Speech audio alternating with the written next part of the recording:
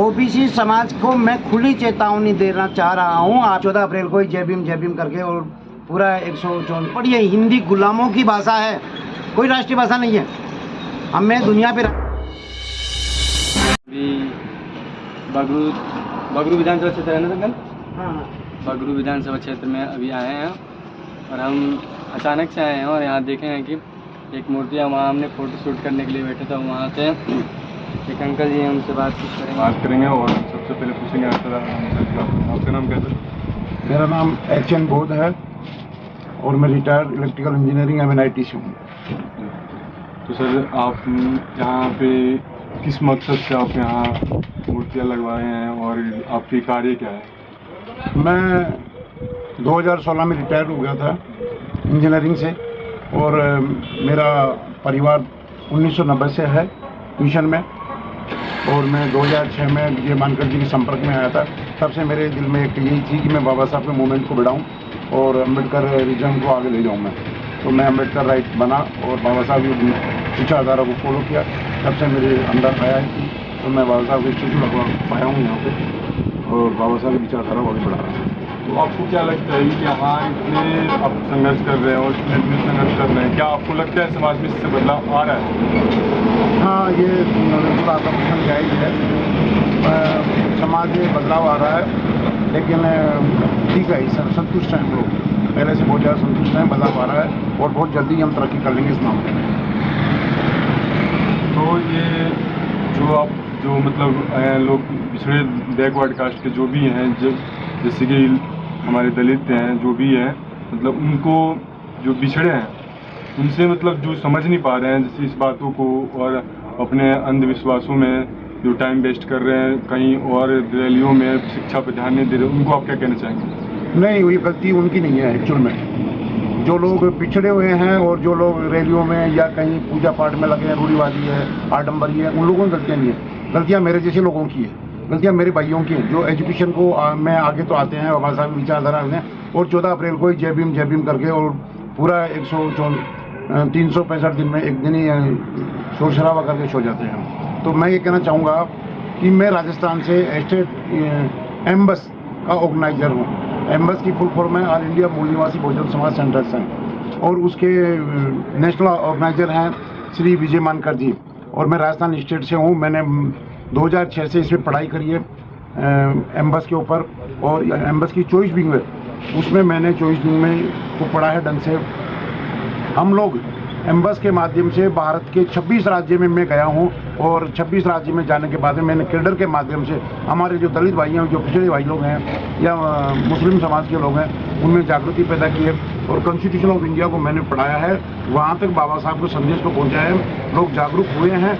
मैं कहना चाहूँगा मेरे उन भाइयों से जो शायद हो सकता है मेरी श्रेणी में हुए, मेरे से आगे हो, जो एजुकेट तो हैं लेकिन बाबा साहब के मिशन में बहुत पीछे हैं। मैं कहूँगा कि वो अपने छोटे भाई जो पिछड़े भाई हैं और जो अंधविश्वास और पाखंड में लिपटे हुए हैं, या यूँ कहिए कि वो हमारे कांवड़ यात्राएं करते हैं, कलश यात्राएं करते हैं, उन लोगों को समझाने का हमारा दायित्व है। इसलिए हम लोग आगे खुलकर उन तक जाएं और उनके अंधविश्वास को दूर करें, ये मैं आपसे कहना चाहता हूँ। अच्छा, एक बात और है कि जब अम्बेडकर जी के नाम पे और राजनीति हो रहा है, ये कहाँ तक सही है? नहीं, ये तो हमारा मुरादाबादी लोटा है। जो लोटा होता है ना मुरादाबादी, कभी इधर घुल जाता है, कभी इधर। इन लोगों में पाखंडी कहता हूँ, ठीक है ना। हमारे इधर बहुत सारे अभी मूवमेंट में बहुत सारे हुए हैं। बाबा साहब ने समता सैनिक दल बनाया था और समता सैनिक दल जो 1924 में बना और इन हिंदू समाज ने, हिंदू सभा ने जो उसका तोड़ RSS के रूप में, राष्ट्रीय संघ के रूप में 1925 में निकाला था।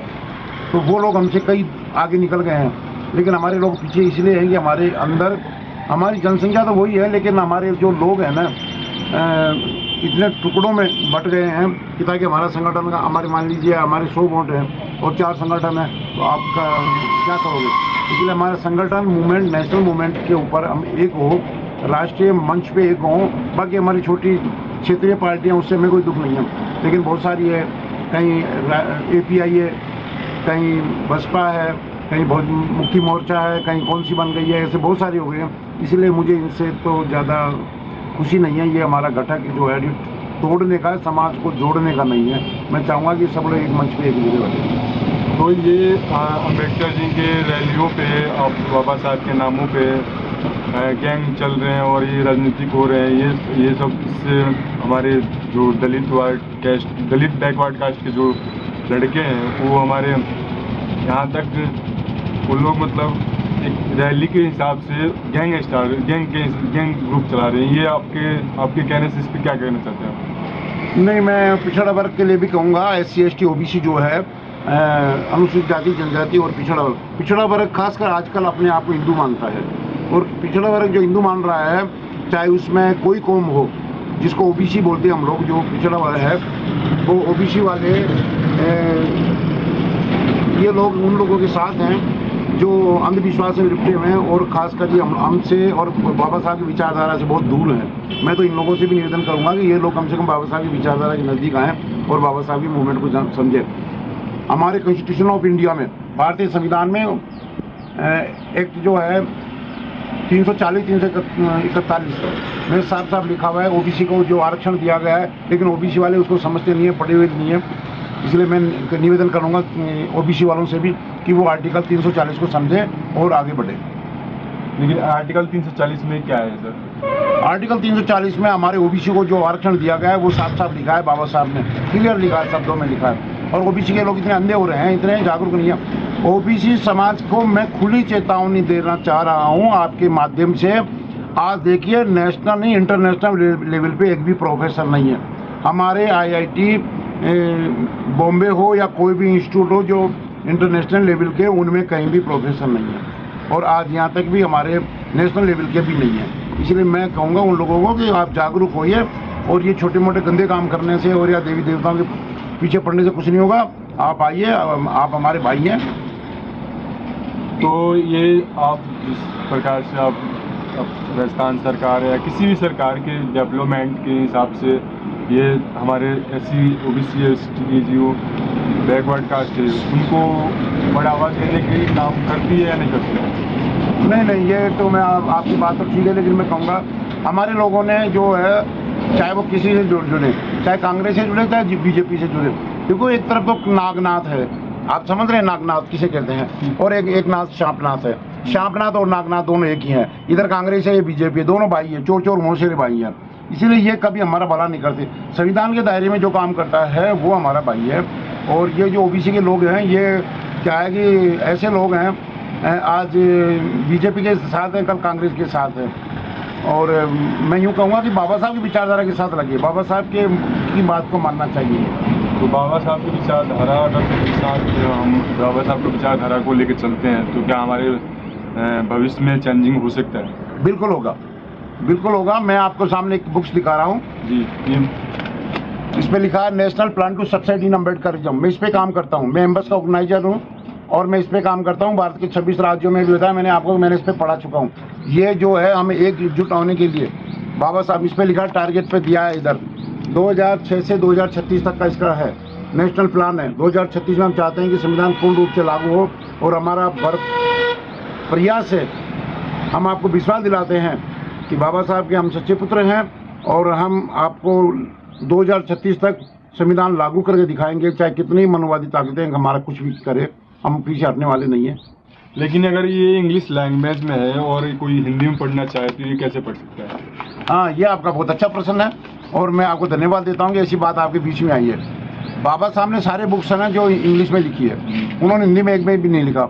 उन्होंने ये लिखा है कि मैं लिख रहा हूँ, बाबा साहब ने, मेरी बात सुनिए, बाबा साहब ने क्या लिखा है, इंग्लिश में क्यों लिखा कि मैं लिख रहा हूँ, कम से कम मेरी बिरादरी के लोग तो नहीं समझेंगे नहीं इसको, समझ रहे हो मेरी बात को।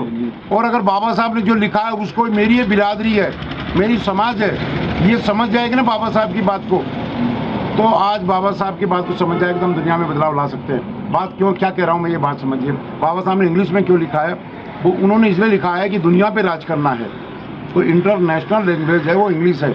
और हमारी जो हिंदी भाषा है, कहते हैं हमारी राष्ट्रीय भाषा है, अगर राष्ट्रीय भाषा है हिंदी, हमारे देश की भाषा है, तो हमारे सारे जनरल के जो बच्चे हैं, हमारे जो जितने मंत्री बैठे हैं केंद्र में, उनके सारे बच्चे तो विदेश में अंग्रेजी पढ़ रहे हैं, और इन सब बच्चे इंग्लिश मीडियम में पढ़ते हैं। फिर हिंदी मीडियम में पढ़ाओ ना आप हिंदी के पीछे मत पढ़िए। हिंदी गुलामों की भाषा है, कोई राष्ट्रीय भाषा नहीं है। हमें दुनिया पे राज करना है, इसलिए हमारे को इंटरनेशनल लैंग्वेज अंग्रेजी सीखनी पड़ेगी, और अंग्रेजी में पे ध्यान दें आप, फोकस ज़्यादा से ज़्यादा ये जो लिखा है बुक्स सही लिखी है, बाबा साहब ने सारा अंग्रेजी में लिखा तो है। सीधी सी बात है कि अगर किसी लैंग्वेज, किसी नेशनल बुक को समझना है तो आपको इंग्लिश पढ़ना होगा किसी भी हाल में। नहीं, ये तो कह रही, ऐसे तो मैंने मेरे ये बुक्स दिए है, इस बुक्स का हिंदी रूपांतरण भी होगा, जी जी। ठीक है ना, टीका किया हुआ है। कि अगर ट्रांसलेट करके कोई बनाया हुआ नहीं नहीं नहीं, ऐसा नहीं है, ये लिखा है जो बिल्कुल इंग्लिश में लिखा है। जी जी। ऐसा नहीं है। बाकी बाद के जो लोग हैं वो उनका ट्रांसलेशन कर सकते हैं और करते भी हैं। बाकी आप ज़्यादा से ज़्यादा गौर करके आप जोर दीजिए और आप अंग्रेजी पे ज़्यादा जोर दीजिए। तो सर, आपने यहाँ पे इस मूर्ति की स्थापना कब की थी? आपने किया है ना? मैंने मेरा सपना था 4-5 साल से कि मैं यहाँ लगाऊँ। वैसे तो मैं 2010 में मैं यहाँ आया था, तो आज से 12-13 साल पहले तक मैंने सोचा था कि यहाँ देखेंगे और देखने के बाद में 4 साल से मेरा प्रयास चल रहा था। 25 जनवरी 2023 को मैंने ये मूर्ति की स्थापना की और अभी 15 मार्च 2023 को उस दिन मेरा जन्मदिन भी था। मैंने इसका यहाँ के क्षेत्रीय विधायकों को और प्रबुद्ध जन जो हमारे समाज में हैं उन लोगों को बुला करके इसका अनावरण किया था। बहुत बहुत धन्यवाद हमारे साथ जुड़ने के लिए। Thank you. आप सभी को जय भीम, नमो बुद्धाय।